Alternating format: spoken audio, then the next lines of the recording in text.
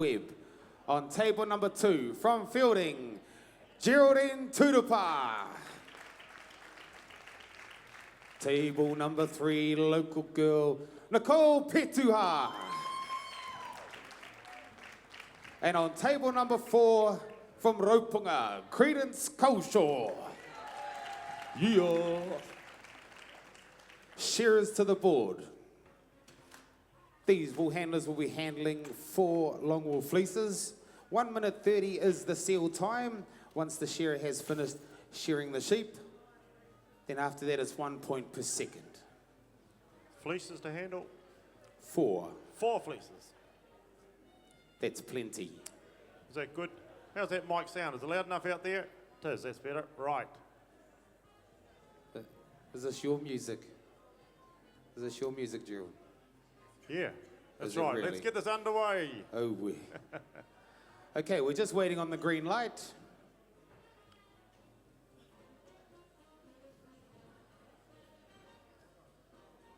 I don't know about this music, Gerald.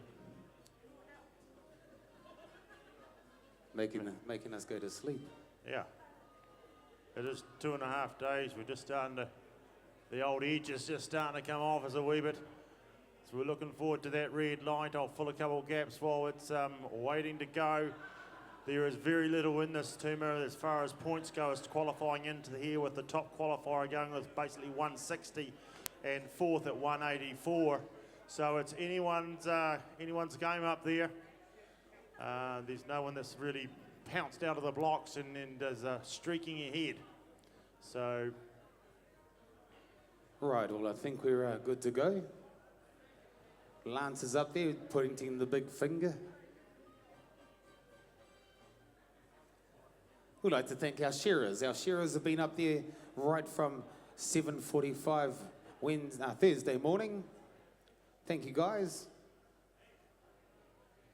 I think there's a party of paddies We're out missing tonight. a name. 1, 2. Yeah, you will notice stand 2 and down the bottom there. Just got to wait on the green light. Actually, that's the first time We're I've watching with Lance eagle eyes, run. Alan. We're watching this green light. We're as intense as anyone. Rightio, Tuma. Timekeepers ready. Shearers, get set to go. Okay, ladies and gentlemen, if you've got a favourite up there, let them hear your voice. They need all the encouragement that they can get. A lot of these junior wool handlers have only been in the game for a couple of years at the most. So if you've got a favourite up there, get up behind them. Is there any Masterton people here? I see 2. That's pretty poor, isn't it? Okay, into the undermine work, these shearers, these wool handlers, they will need to stay right there with their shearer at all times. If they get a little wee bit behind Gerald, it's very, very hard to catch up again because the faults do not stop. The shearer does not stop. That wool will just keep coming off. But at this stage, you know, these young wool handlers, when the first fleece is coming off, most of the work will be done up on the board.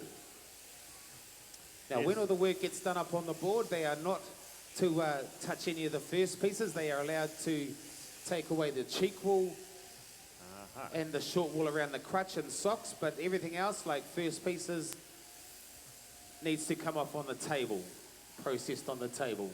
They've got 9 different baskets around these wool handlers, and in every basket there will be a different grade of wool. We call those oddments.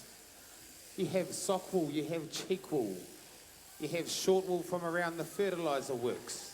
Here we go. Okay, guys, let them go. Here's the tables. This is an important part. How are we going for throws? We want it flat, bang, square on the table if we possibly can do it. We don't want anything hanging over in a final. We don't want it in the heats and we don't want it in the semi-finals.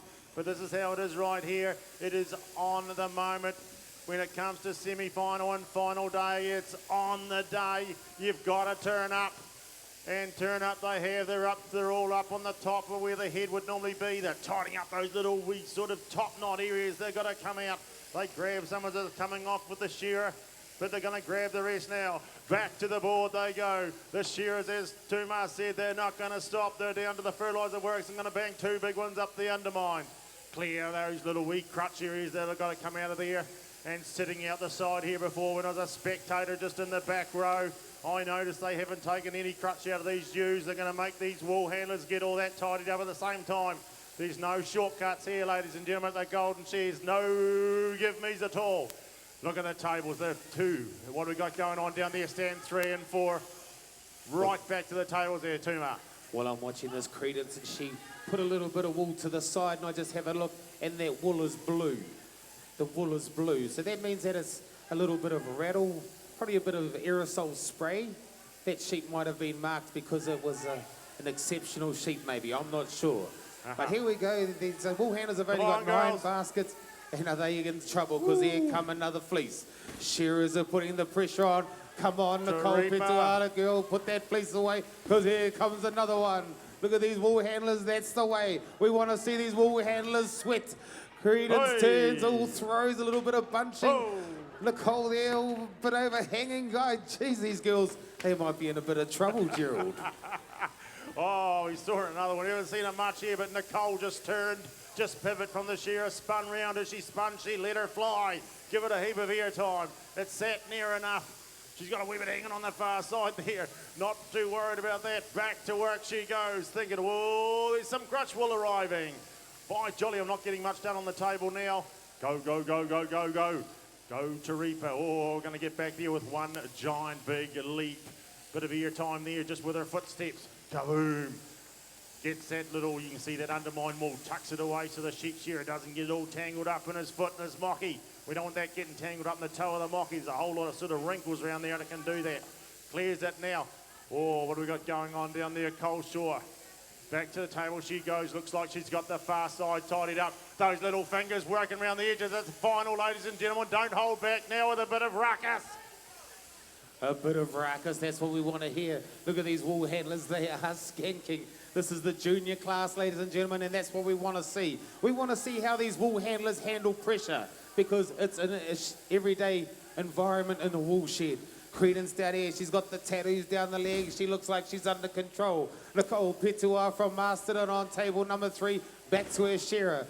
We got young Geraldine down there on table number 2. She's got wool everywhere, wool for miles.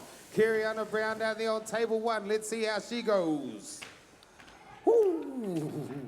Beauty, Geraldine. Oh, the name goes with it. Beautiful. Sits one there with only a little bit of bunching around beside the ref there, which is not ideal to have it right sitting under his nose, but that's just how it's panned out here. To the table once again, another sheep arrives, girls. By jolly, thinking, peripheral vision. What's going through the old hard drive right now? There we go, the looking up, the looking down, trying to get the fingers to do the work blindly. Back to the board they must go. You cannot miss that crutch wool, ladies and gentlemen. That's no good. Look at those judges, look at them. There's no gimmies, they're poking around there saying, what are they taking off there? Look at them leaning right round the wool handler. You can't get away with anything here. Oh, okay, that's okay. Back to the table. They're basically following these wool handlers around. Wherever the wool handlers go, the judges are going. They're like a little shadow, a leech. They're leech to them. Back to the table down here for Brown. Round the side she goes. Into that basket, Down the bottom stand. Coleshore, how's she going there, Tama?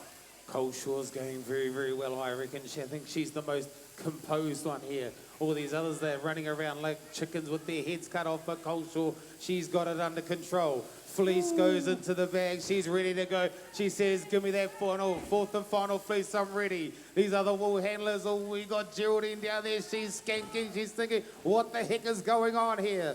Fourth and final fleece about to hit the table. Come on, girls. Let's place it on there nicely. 1 minute and 30 seconds is all you've got to tidy up. So come on, pull your finger out. Oh, look at this Credence down here on table number 4. Another beautiful throw, Gerald. Beautiful. Nicole's done okay as well. He's a little bit hanging out there. This is their opportunity to stamp their name permanently in the book. That book I've just said over there that the Golden Shears produce every year. Buy one of those babies. It tells you what's going on. It's as permanent as those tattoos. By jolly, once it's in that book, it's in there for history. And that's what we're coming down to right here on the last fleece, and then a bit of a sweep. There's action apiece here. Action. This is what we expect. We've got action from here to about 9 o'clock tonight. Roll, girls. Roll, says Gerald, and that's what Credence down here on table number 4's thinking. That's me. I'm from Raupunga. I'm representing Raupunga, and here I am. I got the broom in hand, and it's tidy up time for me. But these other wool handlers, they didn't make the final just by looking at it. They competed to be here as well. Down under the table, work all these wool handlers. Where's the support for these young wool handlers, ladies and gentlemen? Get behind these wool handlers because they need all the support they can get. Who's going to be the first one to the smoko box, Gerald? This Credence is going to be hard to beat. Coleshaw keeping calm and collective, and you've got to watch those ones who are still getting the work done, and she's down on her hands and knees.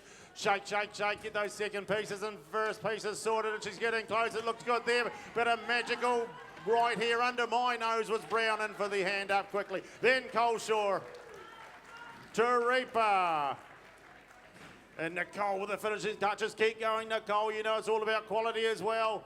Stay with it. Come on, ladies and gentlemen. Let's yell out, go. There we go. She's nailed it. Well, Gerald, these young wool handlers did very, very well. Credence, come down here, Credence. I was going to have a few words to Credence. How did that feel up there, Credence? Tell everyone. I'm still shaking. You're still shaking. Well, to tell you the truth, you look to me like the most composed. So how do you think they all feel? Hope they feel worse. You hope they feel worse. Oh, well, that's the way it goes. At least you're honest about it. Is this your first time in the Golden Shears? Yeah. And you're from Raupunga? Yes. Raupunga represents. Hey, well, well done to Credence. She's got the cool tattoos on. We might see her a little bit later on with a red ribbon. Who knows? Well done.